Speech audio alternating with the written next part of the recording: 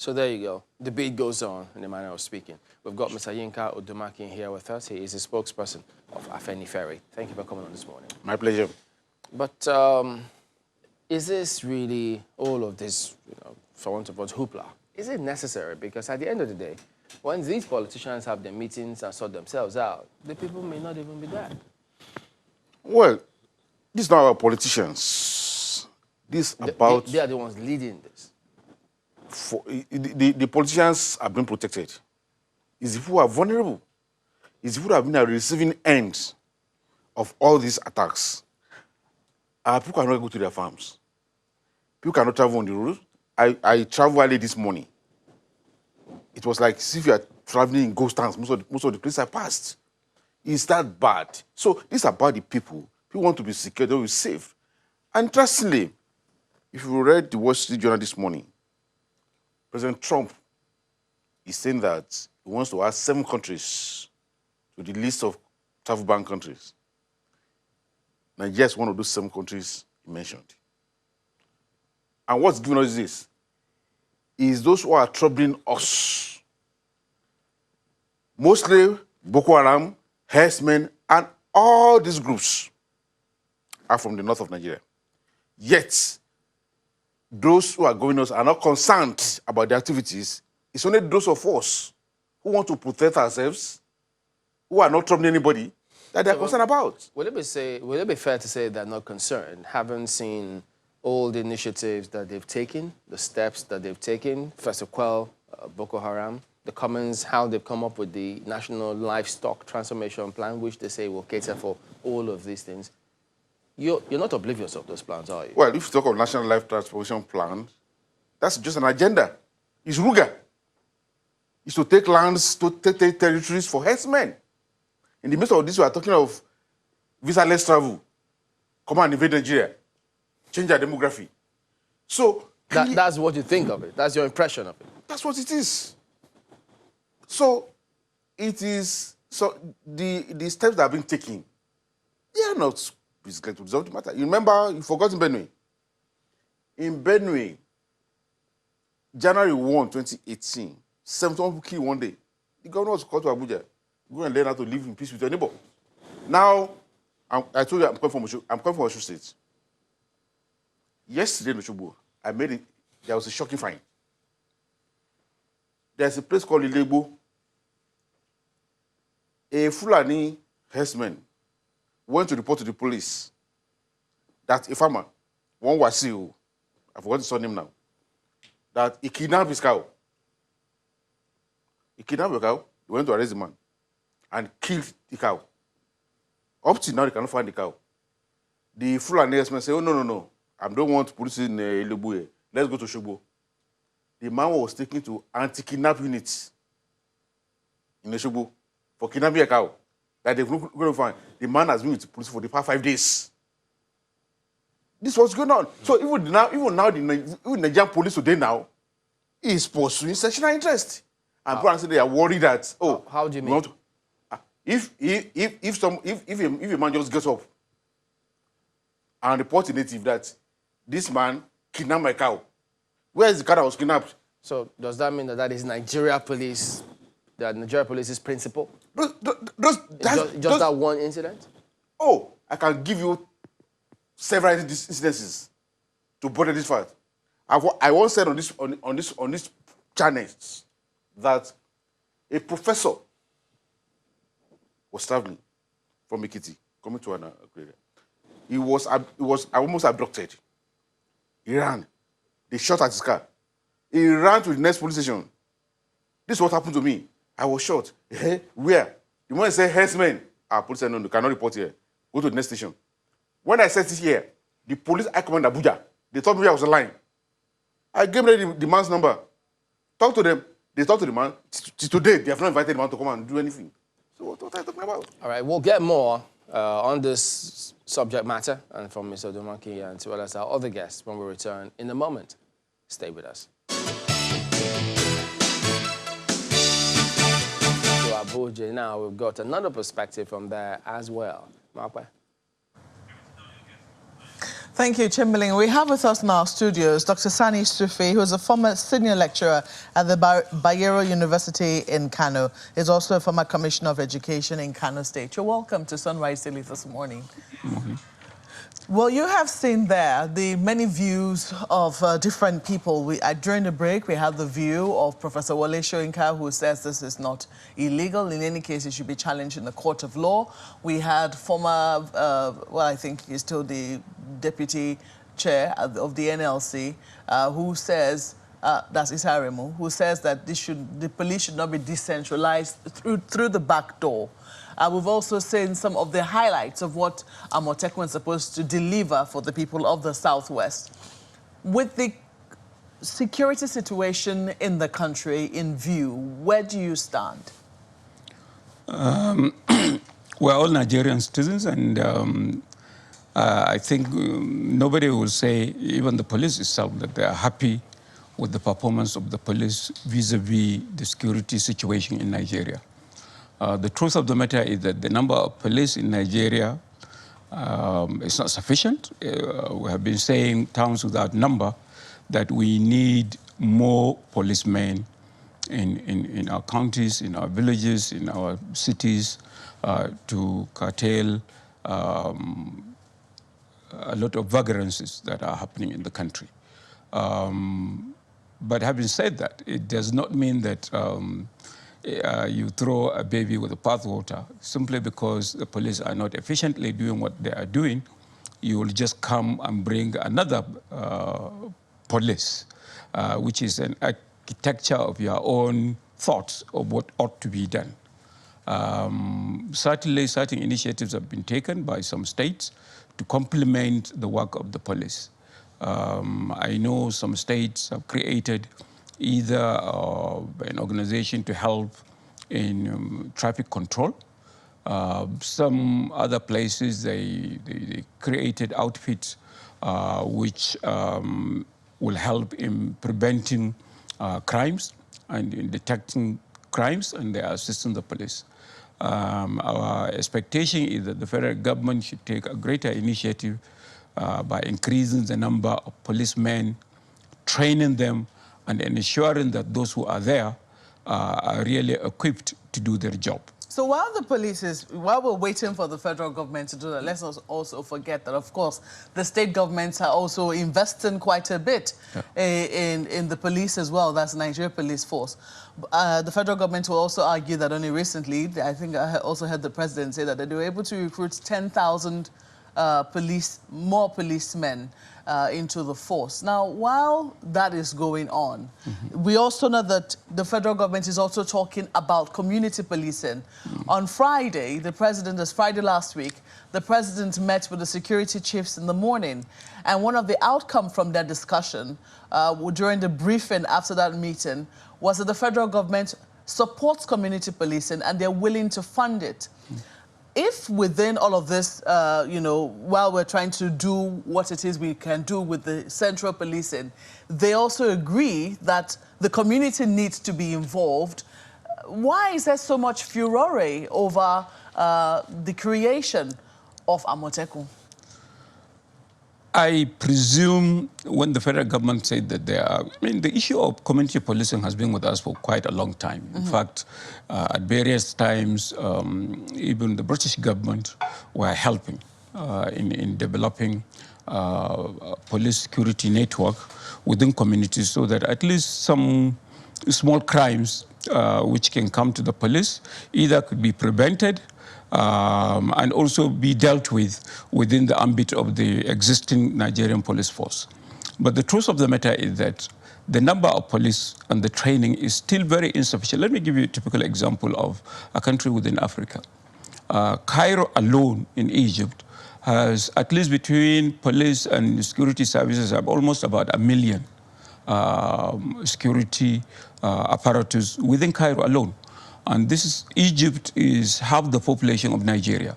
We are having over 200 million people in this country. And the number of policemen is probably something in the range of 300 to 400,000.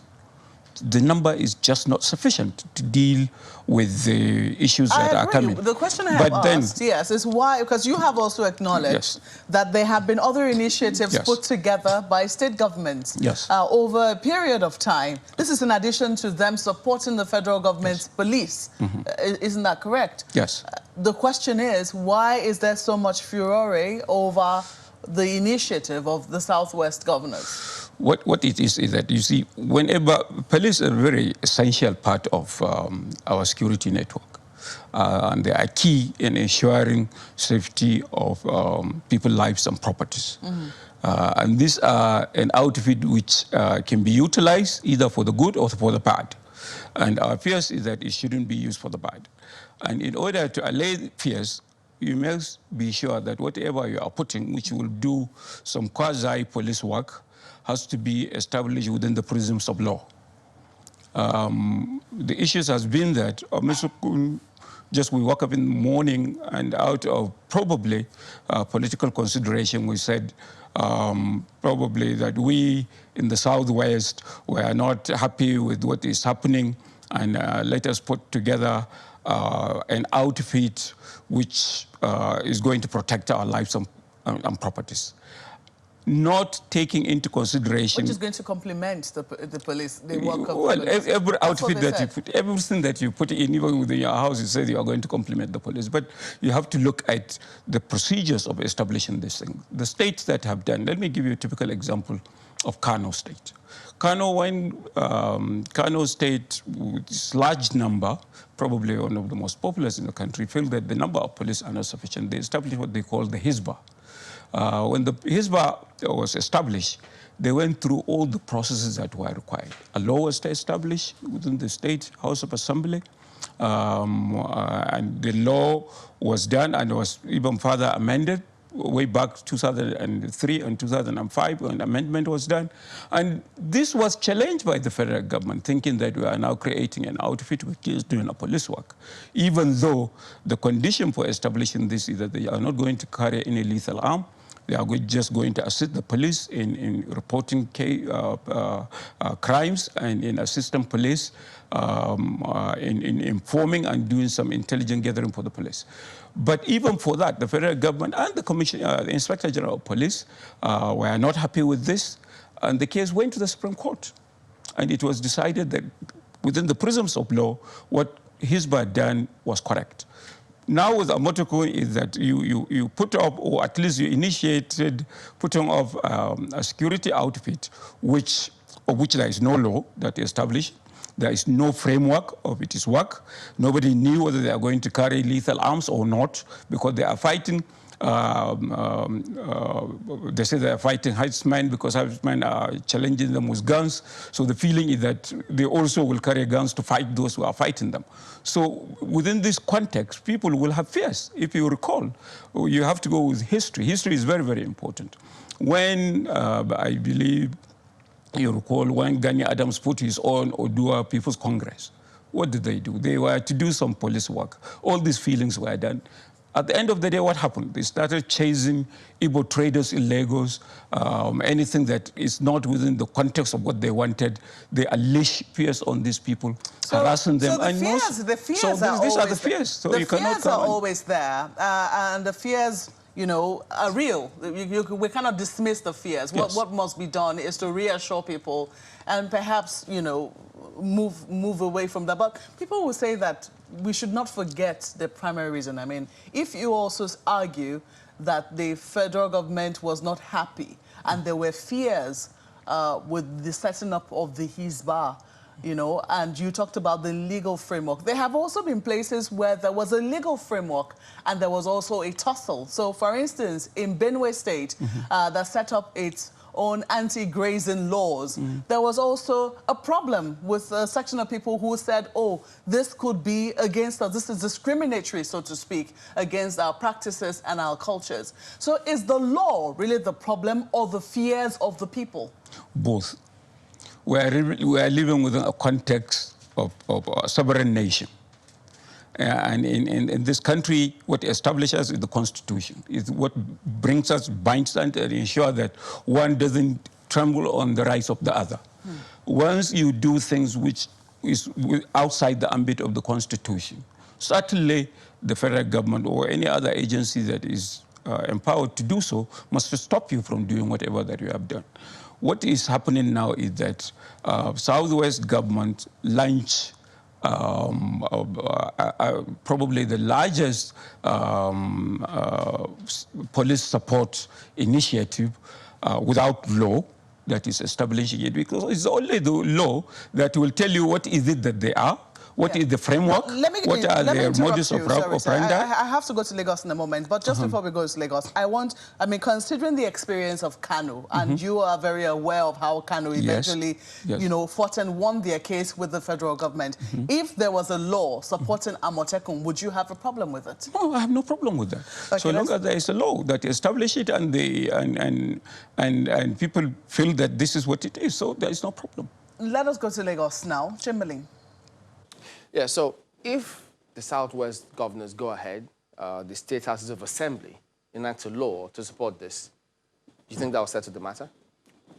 They will do it definitely, but it's not settle the matter. Because when you listen to our compatriots, even the man speaking in Abuja here now, you're talking of, even if we are talking about Sharia, Ishba and the rest of them, these are just to enforce sectional law. Not everybody who lives in Kano, in all the places where they have Sharia, are Muslims. We are talking about Amotekun to protect Yoruba, Hausa, Igbo, Ijo, anybody living in Southwest. He says some people are afraid. Those who are afraid are criminals who are traveling Southwest. If you are not a criminal, you have nothing to fear about Amotekun. Now, about the question of, before him was Communist Isaremu, who was raising a lot of questions for Nigerian establishments. I mean, I would say that those questions are unfortunate, because there is nobody who will say he's not aware of the fact what they are facing in Southwest, what they have faced for several months. As I'm talking to you, just 3 days ago, Pa Fashionati was lamenting that the federal government has stopped investigation into the killing of his daughter. 6 months after, not one word from the police. I said this here before. Our people cannot go to their farms. Women have been raped. People have been kidnapped. Ransom have been paid all over the place. So, in the midst of all this, that our governor said, look, let's have this. We're in an emergency. And the WestSecurity establishment has failed us. And in any case, even when, for some 3 months ago, I went to see Baba Alafe Foyo. Akabesi was telling me that when Oyo became unlivable, they set up a vigilante. They arrested several of these men. There was one of them who even removed somebody's genital. He was caught. And the police would not charge one of them to court. In fact, the man was, his private system, I can go and now, the man is walking streets in Oyota now. It was in the midst of all this situation that our governors had to do something. And what they have done, they have not violated any law. And Remu said one thing, that, security is on exclusive list. That's a life on the pit of hell. Security is not on any list. As an individual, you can get guys in your house. Even license gun for them to protect you. That's security. You don't have to go to Malami. It's not on any list at all. I think there is a need for people to understand that, that what is on the exclusive list is defense, not security. Not security. But having said that, one of the issues that's come up about this whole matter is the fact that people do not understand, one, the operational guidelines of Amotekun. Perhaps that's why some people are... There is nothing Amotekun is doing than to secure lives and property, to aid the police, where the police has failed, to fill in the gap. The police are just on the highways, stopping vehicles and the rest of them. Amotekun members, they have the capacity to go into the forest, to know what's going on there, and get information, and get criminals out. But you cannot say you want to police the job by standing on the roads. Yeah, but you know... Which was the police is doing. But Mr. Domagi, first of all, we know what happened the last time the country, the National Assembly tried to amend the laws for policing across the country so that at least regions and things like that can happen. That fell through. It didn't succeed. We've also seen, I mean, Mr. Falana SAN has said several times, look, the law exists that governors can call a security meeting with the president and they can talk about some of these things and address it frontally. That hasn't happened. How do we know that sometimes politicians won't just keep playing politics with all of these things? Tomorrow, who knows what might happen? So if those legal provisions are there, we've seen that they've not taken advantage of all of those. What's the guarantee that they'll see some of these things through? Well, I think myself, Mr. Falana, have discussed it several times in terms of the fact that, yes, even the police council, there's all this, there's all that. Those things are there, truly. But what operates in Nigeria at the moment is command and control. The gentleman in the Abuja was talking at the time that, oh, there was time OPC was doing this, OPC that. And of course, there was some lies there. I'm not aware of any time OPC went after Igbo traders in Lagos. The only time there was a problem with OPC and Hausa community in Lagos was under President Obasanjo. And they were the aggressors. What the OPC did then was in defense. But what did Obasanjo do? Obasanjo arrested Gani Adams, arrested Fashion, took them to Abuja. I went to see them in Kuje prison. He didn't arrest any Hausa man. And they were the aggressors. What was Obasanjo trying to do? To show that as Yoruba president, I'm not siding with Yoruba. Is that what I've seen in Nigeria in the last 5 years? You know, when you look at the front page of the dailies this morning, you see pictures of the protest, or the peaceful march that took place across southwestern states from, Ibadan to Ekiti, Akure, Ogun. But then when you look at what happened in Lagos, you see that, the people that were going on that peaceful march were barred from gaining access into that square. So it raises question about whether all the southwest states are really in on this. So is there a possibility of division amongst the southwest governors on this? There's no division at all. In terms of, see, all these little protests that you see here and there, they're just the beginning of this matter. The Southwest has decided today that nobody's going to stop us from protecting our lives. We are not against anybody. Why protest?